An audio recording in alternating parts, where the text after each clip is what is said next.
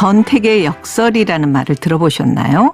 이 선택은 개인의 자유를 상징하는 최고의 가치이자 또 행복의 조건으로 여겨지죠. 그런데 선택할 것이 많으면 오히려 사람들의 행복감이 줄어든다고 합니다. 선택할 것이 많을수록 무엇을 골라야 할지 고민도 더 많아지니까 자연스럽게 스트레스가 더 커진다는 뜻이죠. 우리가 흔히 물건 같은 걸 살 때 자주 경험하게 됩니다. 물건의 종류가 다양할수록 하나를 정하는 것이 어려워지고 또 좋지 않은 결정을 할 가능성도 높아지다 보니까 결국 무엇을 사도 만족하지 못하게 되는 경우가 많습니다. 이처럼 인간의 심리는 복잡 미묘해서 당연히 그럴 것이라고 여겼던 것들이 실제로는 그 반대로 역설적인 결과를 가져오는 경우도 많습니다. 잠시 후 공감 초대석에서 심리학의 역설을 쓴 심리학 칼럼니스트 강현식 작가와 함께 우리가 하는 긍정의 말이 뜻밖의 역효과를 내기도 하고 또 관계, 사랑, 인생이 내 마음처럼 안 되는 이유에 대해서 알아보겠습니다. KBS 라디오 한민족 방송 말트고 마음트고 목요일 순서 출발합니다. 다양한 분야의 전문가를 만나서 공감하고 소통하는 방법을 배워보는 공감 초대석 시간입니다. 오늘은 심리학의 역설의 저자인 강현식 작가 모셨습니다. 어서 오세요. 네, 안녕하세요. 네. 강현식입니다. 반갑습니다. 이 강현식 작가께서는 이제 심리학 칼럼니스트이자 또 전문 심리 상담 센터를 운영한다고 하니까 뭐 늘 고민 많은 사람 해결해 주시는 일을 하실 것 같아요. 본인 소개를 조금 해 주실까요? 네, 저는 누구나 다가갈 수 있는 심리학을 꿈꾸는 이 누다심이라는 필명으로 활동하고 있는 심리학 칼럼니스트이자 또 지금 소개해 주신 대로 심리상담센터에서 수많은 사람들을 만나서 마음의 문제, 삶의 문제, 관계의 문제를 고민하고 그 문제를 함께 해결해 나가는데 주력하고 있습니다. 흔히 뭐 인간을 사회적 동물이다 그래서 요즘은 이제 방 안에 콕 박혀갖고 네.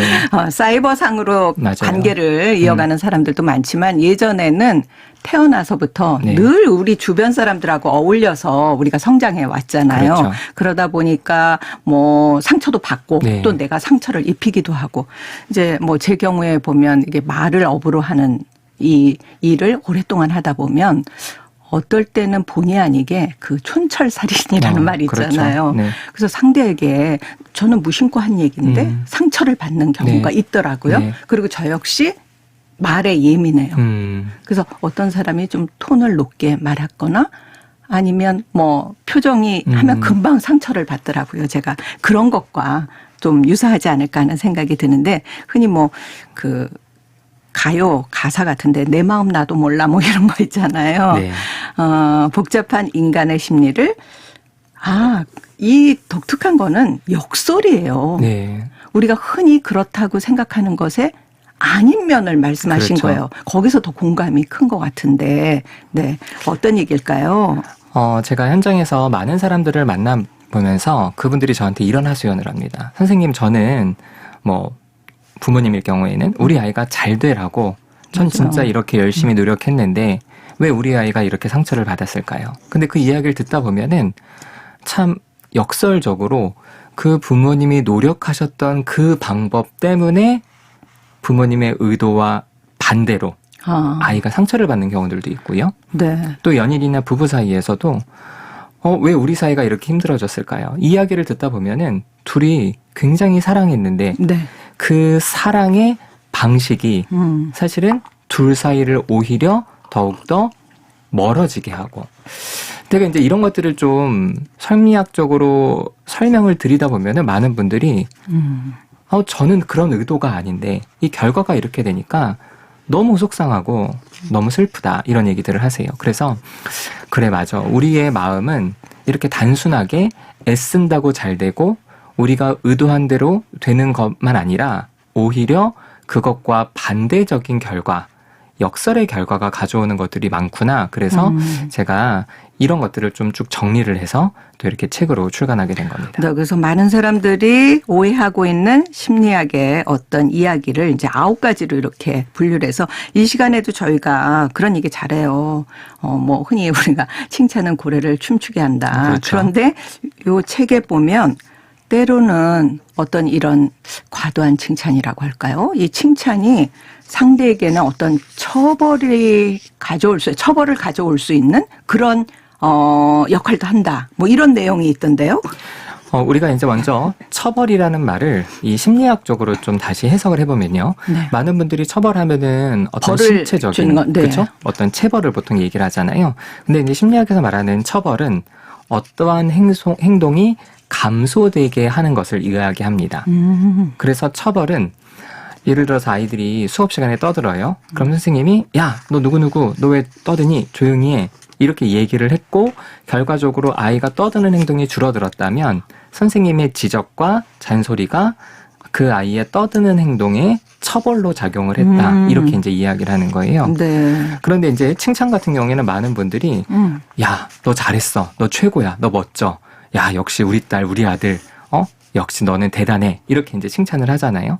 그럼 그렇게 칭찬을 하는 이유가 지금 잘했기 때문이기도 하지만 앞으로 더 잘하라고, 다시 말해서 어떠한 행동을 증가시키는, 잘하는 행동을 증가시키는 그런 강화의 원리로 그런 칭찬을 하는 경우들이 있는데, 물론 실제로 칭찬을 했을 때 상대방이 그 행동을 더 잘할 수 있습니다. 네. 더 많이 할 수 있고 네. 강화가 될 수 있는데요.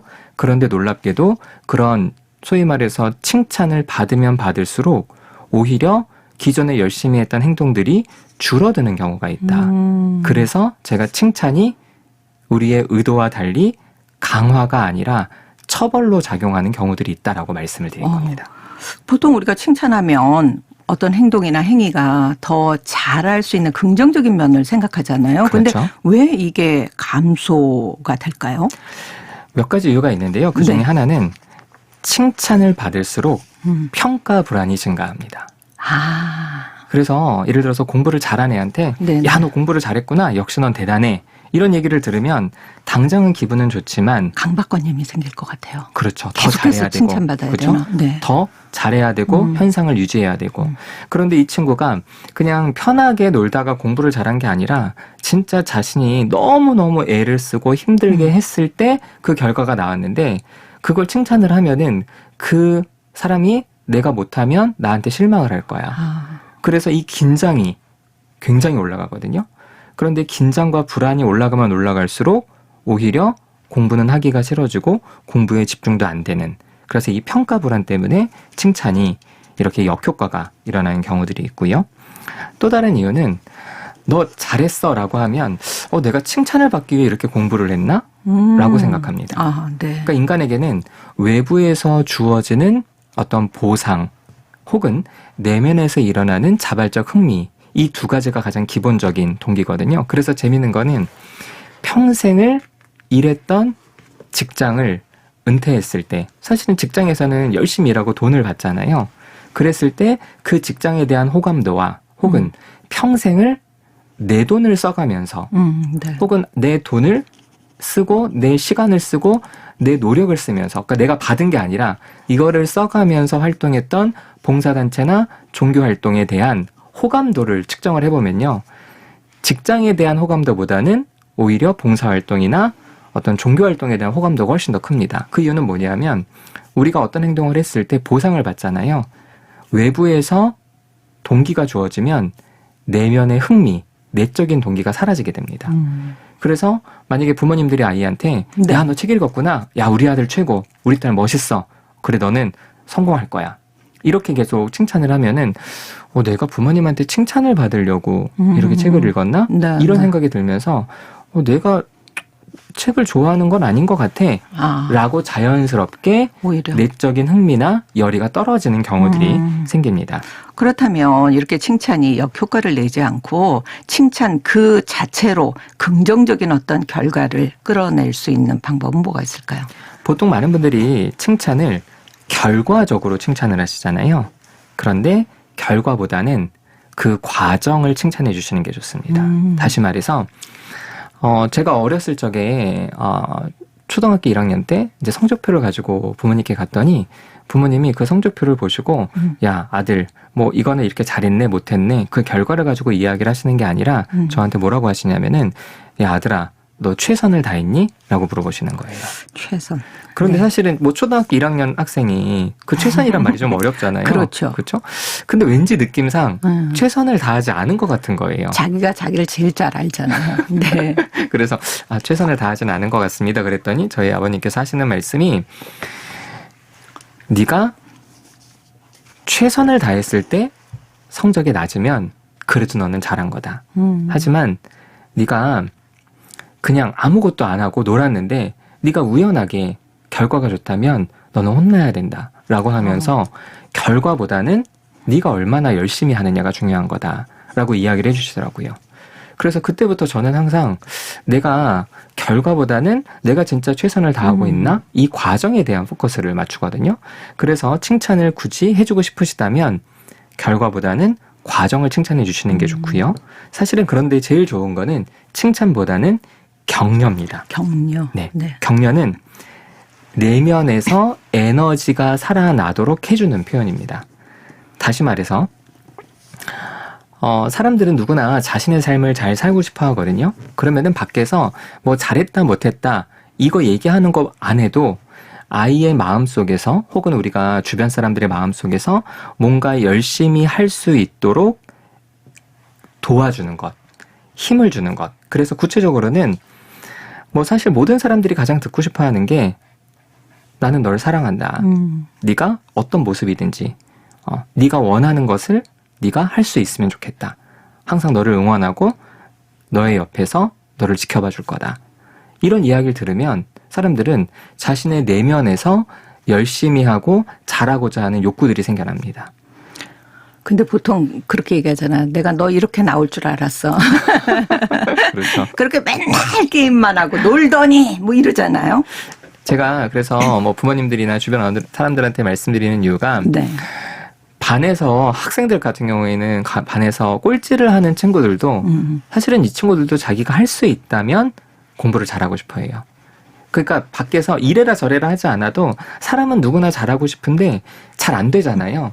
그런데도 계속 그것에 대해서 여러 가지 이야기를 하면 오히려 더 기가 죽어요. 그래서 아이가 논다면 야 그래 네가 놀면서라도 좀 즐겁게 놀아라. 이렇게 아이를 좀 격려해주고 응원해주면 그랬을 때 만약에 걔가 놀고 공부를 안 하잖아요. 그럼 그거는 그 친구의 인생인데 사실은 자기가 진짜 하고 싶은 게 있으면 주변에서 믿어줄 때 사람들은 그것을 꼭 해내게 된다는 겁니다.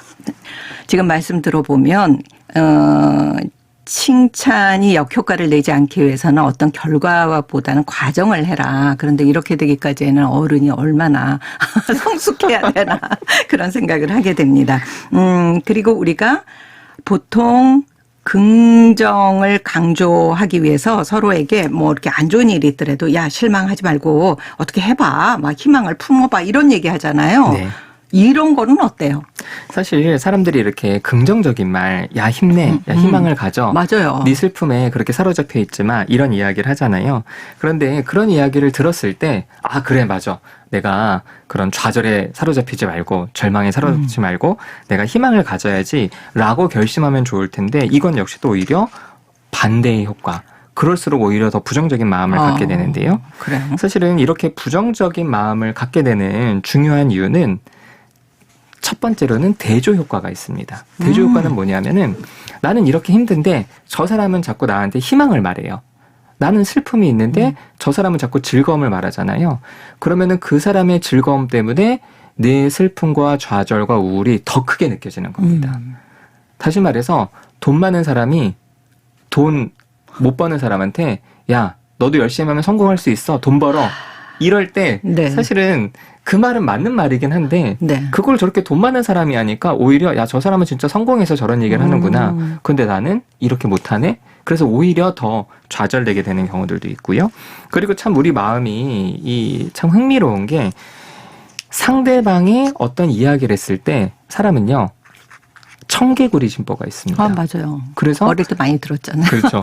그 사람이 어떤 요구나 의도를 갖고 나한테 이야기를 할 때 저는 오히려 사람들은 반대적인 어떤 마음을 갖게 돼요. 그래서 난 우울한데 희망을 얘기하면 그래 나도 희망 가지고 싶지. 근데 내가 이렇게 우울하고 싶어 우울하겠어? 난 이렇게 우울할 수밖에 없는 이유가 있다고라고 하면서 그 사람과 반대되는 마음으로 자꾸 가려고 한다. 그런 것들이 오히려 긍정을 얘기할수록 부정적인 마음을 더 크게 지각하게 되는 이유입니다. 그렇다면 이 긍정의 늪에서 빠져나와서 효과가 이제 나오는 그런 긍정은 어떤 게 있을까요?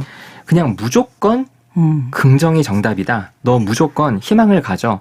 이거는 되게 일방적인 긍정주의입니다.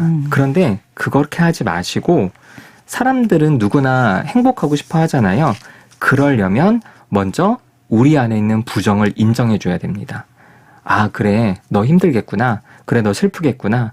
그것에 대해서 충분하게 인정을 해주고 그 다음에 그 사람이 나 좀 행복하고 싶은데 나 어떻게 해야 되지? 라고 자신의 의도를 가지고 도움을 요청할 때 그 사람을 도울 수 있는 몇 가지 방법들을 이야기를 해주는 게 실제로 그 사람이 부정에서 빠져나와서 긍정으로 살아갈 수 있도록 도와주는 방법이라고 할 수 있죠.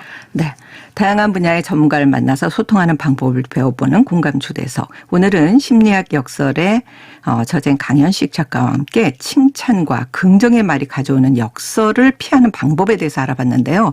뭐 이 짧은 시간에 다 이걸 소화하기는 어렵습니다. 이제 다음 시간 또 이어가면서 좀 더 살펴보도록 하겠습니다. 오늘 말씀 고맙습니다. 감사합니다.